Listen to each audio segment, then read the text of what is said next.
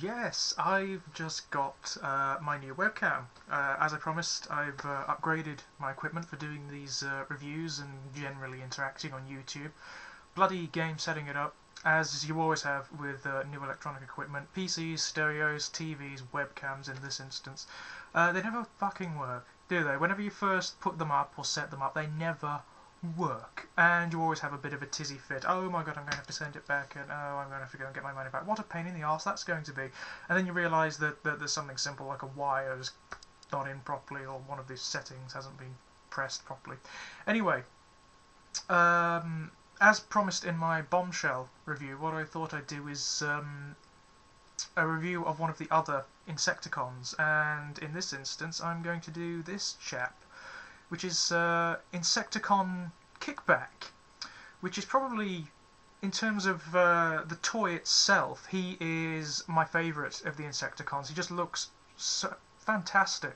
Such a coherent robot mode, which I like a lot. I really hate robot modes that have got all sorts of bits hanging off them, unless it works, unless it feeds into the aesthetic of the robot, which is rare. It doesn't always, but with this guy, whatever kibble he does have, which is little, really just these wings and these antennae, it works really, really well. In fact, he'd look rather bland without them, which is nice.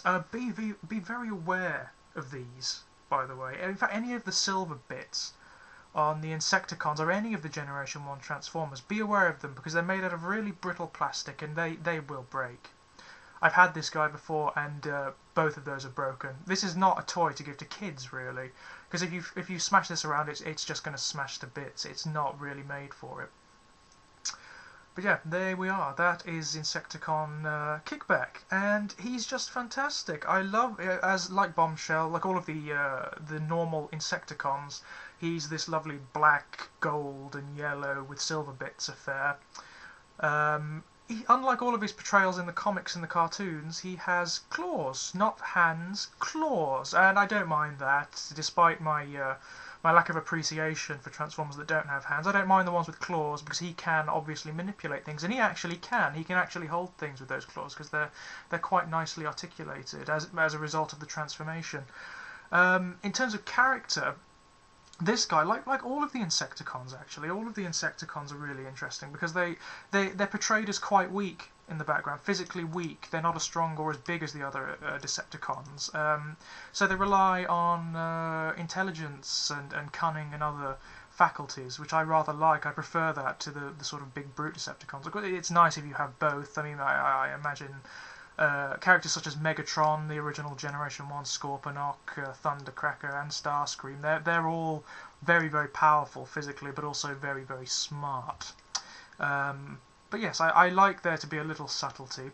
And he's the Insecticon espionage expert, and the way he goes about it is rather interesting. Performing his function, according to the universe entry, he befriends potential targets and victims. He makes out that he's their very best friend, and he's very good at it. He's like Bombshell. He's a master of psychology, and then he gains their trust and a significant amount of personal information, and then he uses it to blackmail them, which is rather cool. I really like that. He's like all the Insecticons. He's pretty despicable, which is what you want in a Decepticon. You don't want a flowery, nice Decepticon. It doesn't work. I'm looking at Thundercracker here. Although I don't mind Thundercracker so much, he's just a complex individual. Anyway, on to the transformation.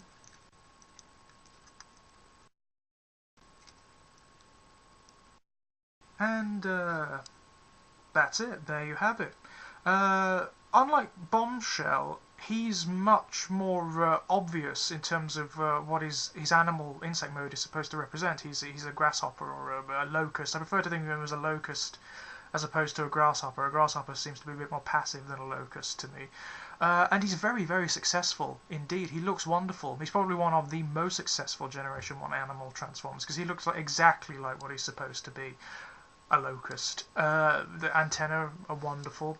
The only real complaint in this mode, and it's quibbling and minor really, is you can see his robot mode face, sort of in the style of the GoBots.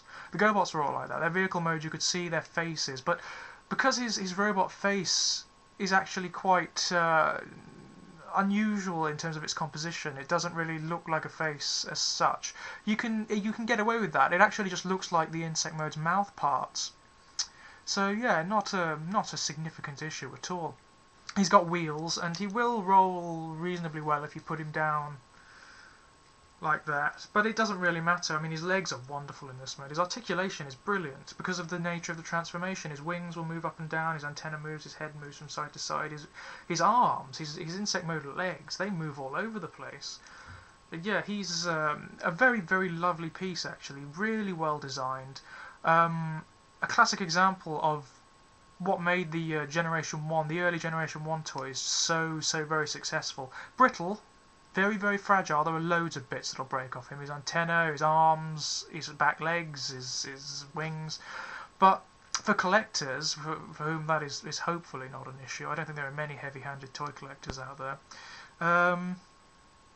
it doesn't matter. He's wonderful. He's got his little Decepticon rub symbol there. Look at the amount of detail I can capture on this now. Look, you see everything. That's wonderful.